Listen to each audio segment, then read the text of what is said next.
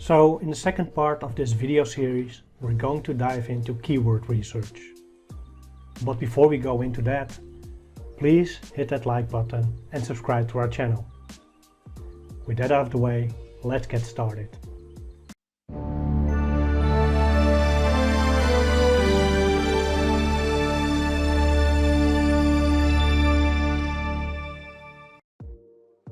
Keyword research is about connecting search terms to the people you want to sell to.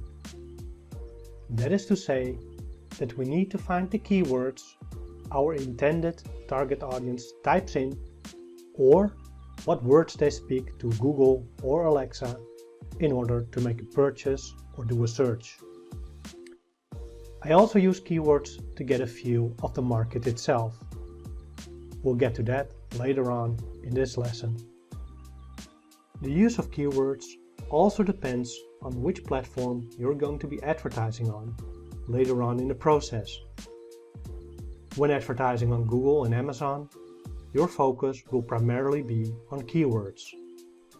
When you're going to be advertising on Facebook, you will target predefined interests of your target audience, and there really is no way to target specific keywords.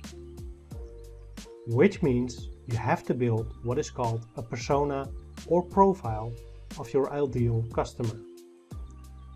This is something we're going to be dealing with in our video on market research, but it's something you need to be aware of going in.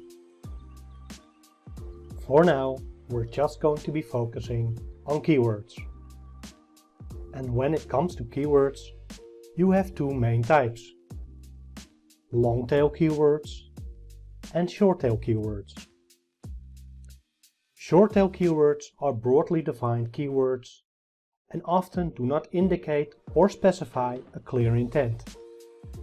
For instance, if we stick to the example of the first video and use the keyword exercise band, then we can obviously discern that there is some interest. But there is no way you can determine if and when they're going to buy based on that search term. Now there is of course a difference between people searching on Amazon and people searching on Google. As when people search on Amazon, it's far more likely they have an intent to buy, even if they use short-tail keywords. Whereas on Google, it could be that they are just looking for information on how to use it or just want to know what it is. Now compared to short-tail keywords, long-tail keywords are much more defined and clearly show what the intent of the search is. Some examples could be buy exercise bands or how to use exercise bands or what are exercise bands. Generally speaking, you use long-tail keywords to target a more specific audience. This means that generally speaking, the pool of potential customers is smaller, but it also means that conversion is much more likely. Now this has the benefit of being more cost effective when it comes to ad spend. The drawback, however, is that your reach is very narrow. So, one of the first things I do when it comes to researching keywords is that I try and get an impression of the public's interest in the product I plan to sell. And I do this by using tools from Google. One of these tools is Google Trends, which is what you're looking at now. So let's start by typing in the keyword exercise bands.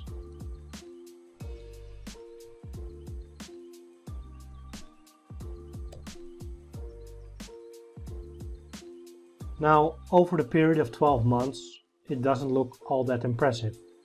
But still, it has about 100 searches each month, give or take. Now when we have a look at the 5-year period, so let's do that now, you'll notice that the trend line is more or less steady. Kind of moves up here and there, but it's steady. Which is not a bad thing. as it's a sign of a stable market. Now, if we type in Bitcoin, for example, so let's type in Bitcoin, you'll notice a distinctive spike. This is usually a sign of what is called a market bubble. Let's go even further, so we zoom out even more. See, clearly very defined spikes. Whereas if I type in exercise bands again,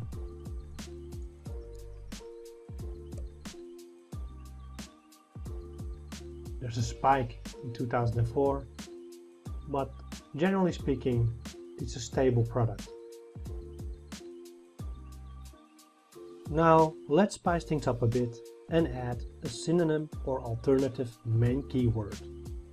Let's use resistance bands. We can do that by putting it here in the compare field. So typing resistance bands. Oh, come on, son. And it will automatically compare the two keywords. Now you can add more, but I'm just going to use these two for the sake of example.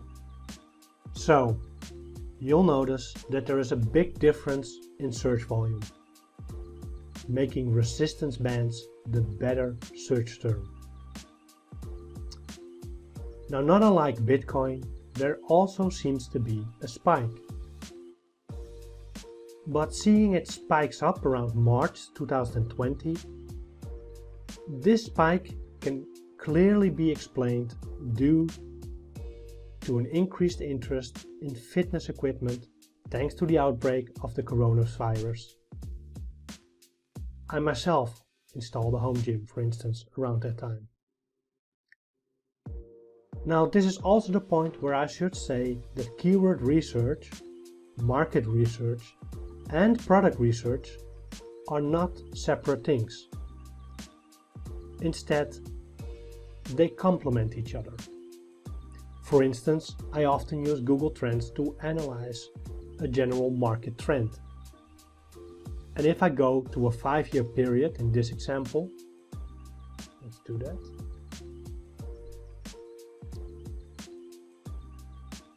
I see that from 2016 to mid-2020, March, the market was relatively steady, and looking at the continuing trend, I see no reason to assume that this won't continue after things normalize, making this a stable product.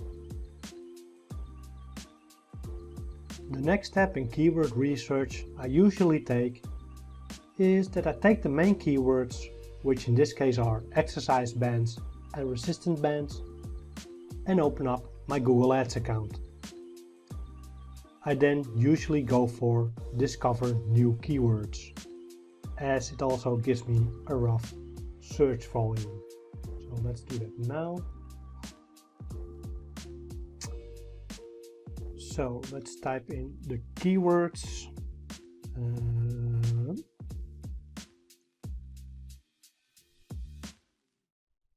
Oh, wait, I need to change the language to English. I always have to change the country for some reason, it doesn't stick. Save. Exercise bands. Just click away from it, and resistance bands.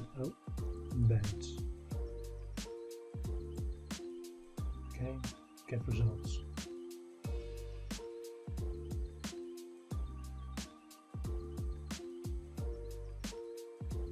Now, as you see, it generates a list of keywords which are related to the initial two keywords I provided.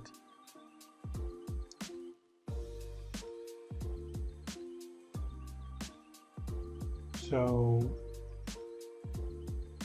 normally there's if you have like this broaden your search, normally you have like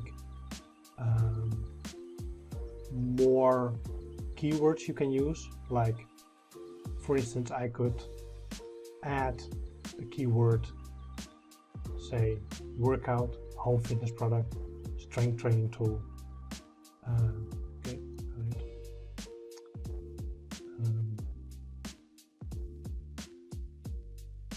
But in general, you know, if I go through this entire list, you know, we see cool stuff like training band, which has a decent search volume, but a low competition rate.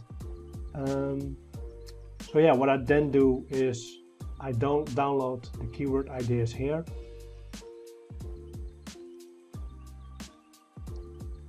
And I'll see you in the next section.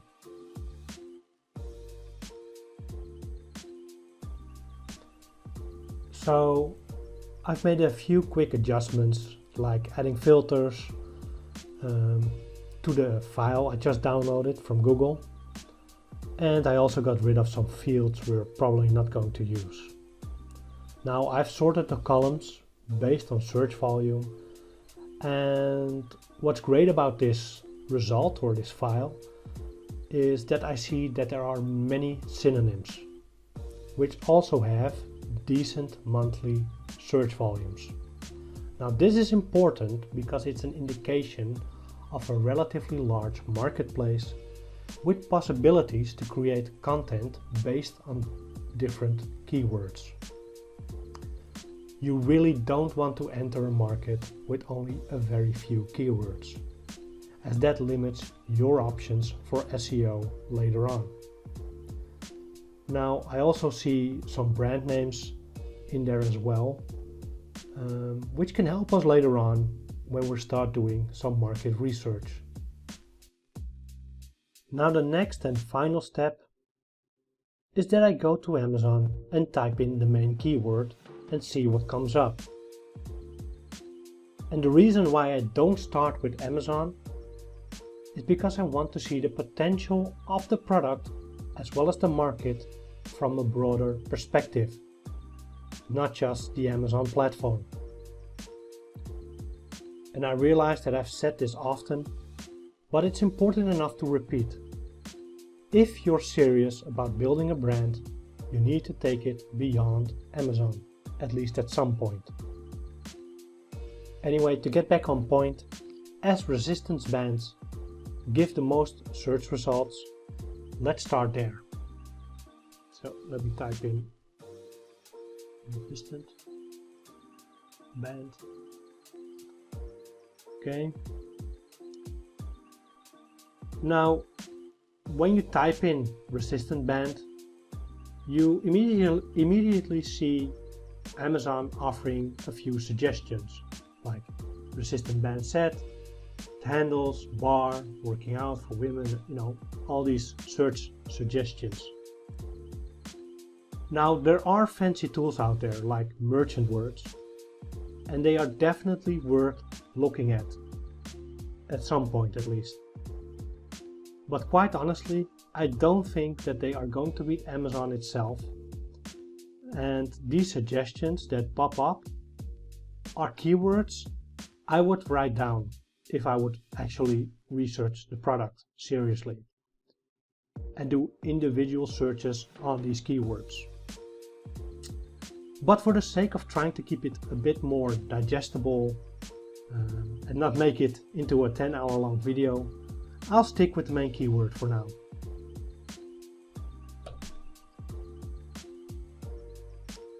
So let's have a look at these listings. Now I tend to skip the sponsored listings as I rather look for listings which do well without advertising and manage to attract customers organically. Now, going through all these listings, the first thing that catches my eye is that people for some reason are convinced that putting their brand name first is somehow a smart idea or a smart marketing idea.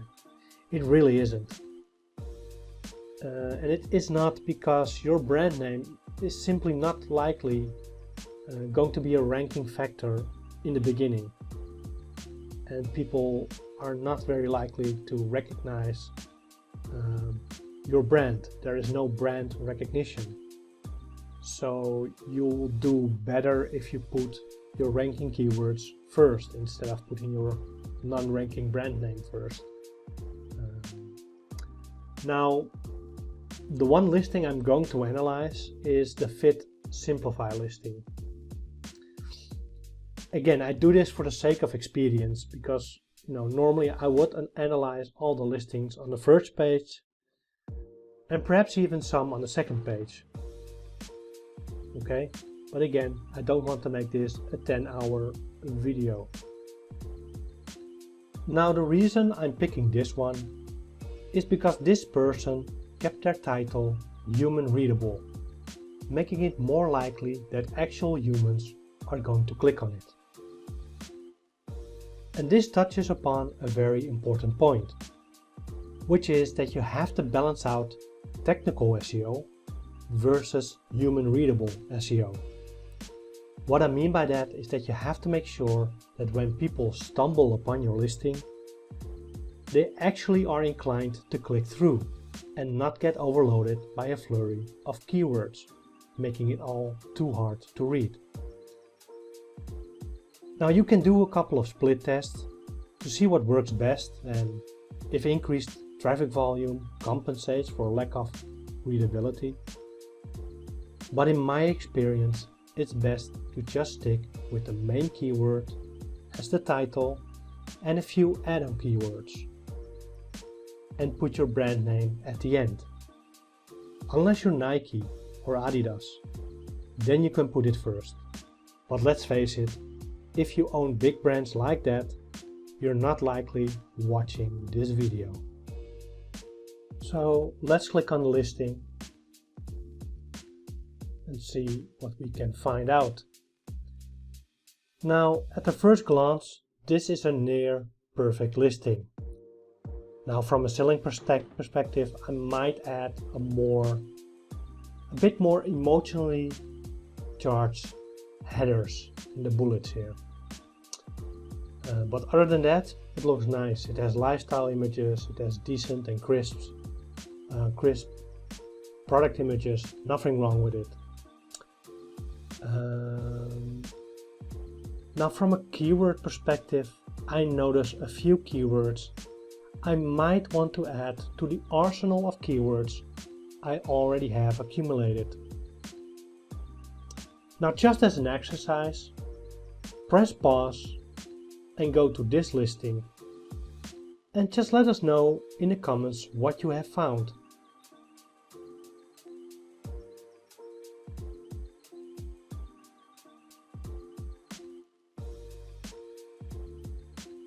My finds were 12 inch by 12 by 2 inch heavy duty loop resistant bands, varying resistance levels, physical therapy bands, stretch bands for people suffering from leg, knee and back injuries,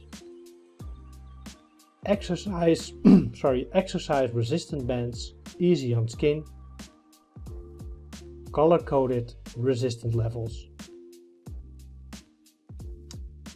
Now, in this case, I also scrolled down to the product description and found additional keywords, these being resistance bands, 5-loop fitness band set, exercise resistance loop bands, exercise bands for legs and arms. Now, because I don't want to make this video overly long, I went ahead and did some prep work and created a file where I basically stacked a few keywords from 4 listings and see how many times these keywords were being used across these 4 listings. Again, please understand that normally you'd include a lot more listings and a lot more keywords. This is merely to show you the principle. Now, what I basically do is I go to a listing, so let's go there. And I press Ctrl or Command F if you're on an Apple. And I basically paste in a keyword. So I just activate this window and press Ctrl F. So what you do is you'll basically take, for instance, let's say just select this, highlight it, copy it, and paste it here. Now, here you'll see that it has 1, 2, 3, don't count these. So that's 3, 4. So yeah, he used exercise bands 4 times on his listing. And you see that a lot of competitors are using this specific keyword as well. Now, in the case of this particular product range, I found that the words booty and glute, as well as butt and legs, are often used as keywords as well, as tag-on keywords. Now, not so much in the listings I picked in this particular example, but it did show up an awful lot of times in the section products related to this item, which is basically a list of similar items. Now I realize it's tempting to not do the work and just look for some app which does the work for you. But I urge you to do the work yourself by hand, at least for your first product. Now, I will include the files I used and put them in the description down below, or at least the links to them. But understand that these files took me about 5 minutes to set up, so they really aren't very complicated to make yourself. Now, doing the work manually indeed takes you more time, but it will help you develop a certain feel for the product, market, and you get a sense of the possibilities as well as the limitations. There really is no way you can build a business without putting in the work. Now, I realize that it looks like we did a lot of busy work, but I can assure you that if you do your keyword research properly and you invest the time, it will make your life a lot easier down the line. Again, you're building a foundation for your business. So don't take any shortcuts and just do the work. That being said, this concludes our video on keyword research. Please hit that like button and subscribe to our channel. But that being said, thank you for watching, and I'll see you in the next video.